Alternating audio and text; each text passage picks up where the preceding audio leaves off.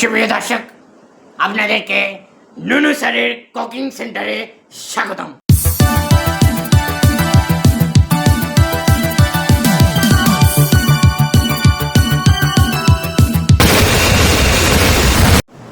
তোমরা আমার পিছনে এটা কি দেখছো বলো তো? বলো বলো বলো। হ্যাঁ, কি আমার নাম? না, এটা হলো কলা। তো কলাকে বায়োলজির ভাষায় কি বলে? টিস্যু। কিন্তু ওটাতে আমরা আজকে যাব না। তো তোমরা যে এখানে দেখছো একটা কলা, এটা কি তোমরা আমাদের স্টুডেন্টের মধ্যে কেউ জীবনেও খেয়েছো? তোমরা কি জানো কলা কেমন খেতে এবং কিভাবে খেতে হয়? এই যে প্রথমে এভাবে ছিলবে কলাটা, ছিলে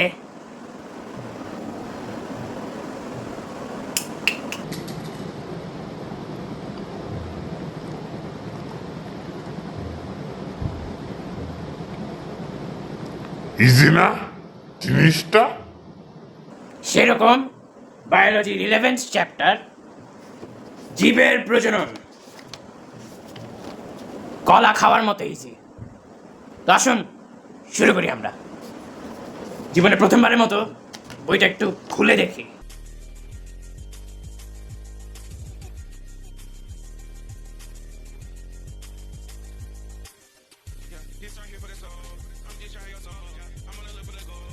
আসসালামু আলাইকুম আমার বন্ধুরা। আজকে আমরা জীবের প্রজনন নিয়ে আলোচনা করব।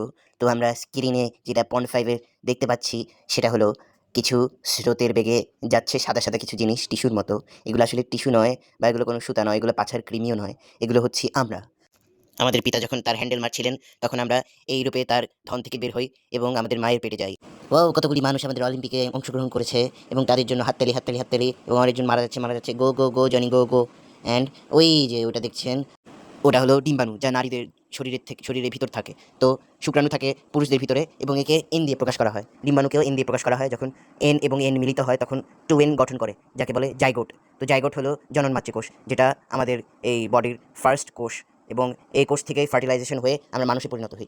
শুক্রাণু ডিম্বাণু একত্রে মিলিত হওয়ার পর এটি মিউসিস কোষ বিভাজন বা মিউসিস সেল ডিভিশন দ্বারা কোষ বিভাজন করে এবং এটি মানুষে পরিণত হয়। বাই বাই, আল্লাহ হাফেজ, ভালো থাকবেন। আমার ভিডিও দেখার জন্য ধন্যবাদ।